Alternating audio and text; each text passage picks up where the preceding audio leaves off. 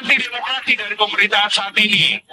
Media memiliki fungsi untuk melakukan kritik dan kontrol terhadap pemerintahan. Semua orang harus belajar kembali bagaimana cara menghadapi media.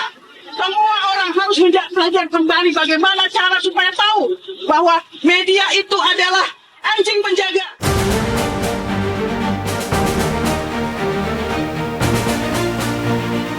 Tempo digugat 200 miliar sama Menteri Pertanian Amran Sulaiman.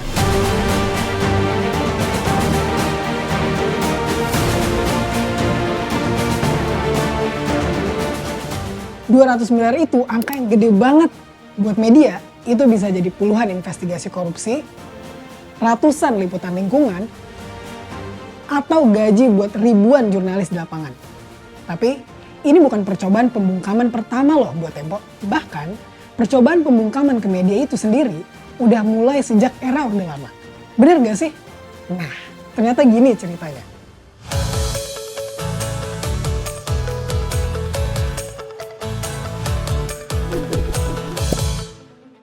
Sebenarnya, di awal kemerdekaan, media itu relatif leluasa. Tapi, masuk ke akhir tahun 1959, eranya demokrasi terpimpin, aroma pembatasannya mulai berasa. Seratusan media dibredel. Salah satu media kritis era itu adalah Harian Indonesia Raya, yang dibredel tahun 58. Laporan investigasi mereka yang cukup terkenal waktu itu adalah kasus korupsi biaya pencetakan kartu suara pemilu yang ngelibatin pejabat Orde Lama. Setelah Soekarno lengser, Indonesia Raya kembali terbit di tahun 1968. Awalnya era Orde Baru. Tapi, era ini jauh lebih ketat. Pers dikendalin lewat surat izin terbit. Isi beritanya bahkan diawasin. Dan media yang dianggap mengganggu bisa langsung ditutup. Pasca peristiwa 15 Januari atau Malari tahun 74, belasan surat kabar dicabut izin terbitnya, alias dibredel, karena dianggap menggiring massa buat berdemonstrasi. Indonesia Raya dan Sinar Harapan adalah contohnya. Waktu itu, Harian Sinar Harapan lagi nginvestigasi korupsi dana non-budgeter dan APBN era Soeharto. Tahun 1982, pemerintah ngeluarin aturan Surat Izin Usaha Penerbitan Pers atau SIUP. SIUP inilah yang nentuin hidup dan matinya pers. Tahun 1994, majalah Tempo, Editor, dan Detik dibredel bersamaan. Saat itu, Tempo lagi nginvestigasi korupsi pembelian 39 kapal perang ex-Jerman Timur. Masuk ke era reformasi. Secara teknis, pembredelan langsung emang udah nggak ada, ya karena aturan SIUP-nya udah dicabut. Tapi, pembredelan muncul lewat cara-cara yang berbeda. Senjatanya bukan lagi surat izin yang dicabut, tapi pasal karet, UU ITE, dan gugatan hukum.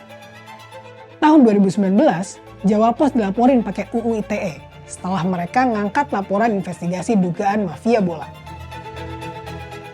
Kalau misalnya pengadilan ini menganggap bahwa Amr benar, yang kita khawatirkan nanti semua orang akan bisa menuntut media kritis. Dan kalau udah media kritis dibungkam, yang rugi siapa? Masyarakat yang rugi. Beberapa waktu lalu, Tempo digugat ganti rugi 200 miliar karena liputan investigasi terkait Bulog dianggap telah merusak citra dan reputasi Kementerian Pertanian. Banyak yang menganggap gugatan sebesar itu bukan cuma perdata biasa, tapi upaya pembangkrutan media yang kritis. Dan ini sebenarnya nggak dibiarkan karena Amr itu udah 2 kali melakukan hal yang sama. Yang sekali itu di Makassar. Begitu juga dia mengugat 2 sampai triliunan kalau nggak salah. Itu sangat bertentangan dengan konstitusi. Apa yang dilakukan oleh Apa yang kami lakukan hari ini adalah aksi damai, aksi untuk berpendapat di muka umum. Lihat, kamera, roll terus, kawan-kawan, silakan diliput. Ini adalah ruang publik. Untungnya, Tempo nggak diam. Mereka ngajuin eksepsi ke pengadilan Jaksel dan dikabulkan. Pertanyaannya bukan cuma soal siapa yang menang atau kalah, tapi kenapa sampai sekarang media masih harus berhadapan dengan upaya-upaya pembredelan? Bahwa langkah penertiban ini terpaksa diambil dalam rangka pembinaan dan pengembangan pers nasional yang sehat, bebas, dan bertanggung jawab berdasarkan Pancasila dan Undang-Undang Dasar 45 dan demi kepentingan terbinanya stabilitas nasional di negara Republik Indonesia. kedengarannya besar dan mengerikan, kayak ada ancaman yang wajib dihentikan. Tapi stabilitas kayak gimana sih yang sebenarnya mau dijaga? Soalnya dalam prakteknya stabilitas sering berarti menjaga kekuasaan tetap aman.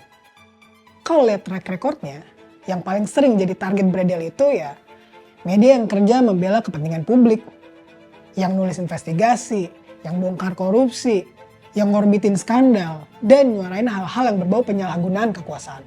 Dengan menutup keran-keran informasi kayak gini, pemberedelan bikin ruang kritik semakin menyempit.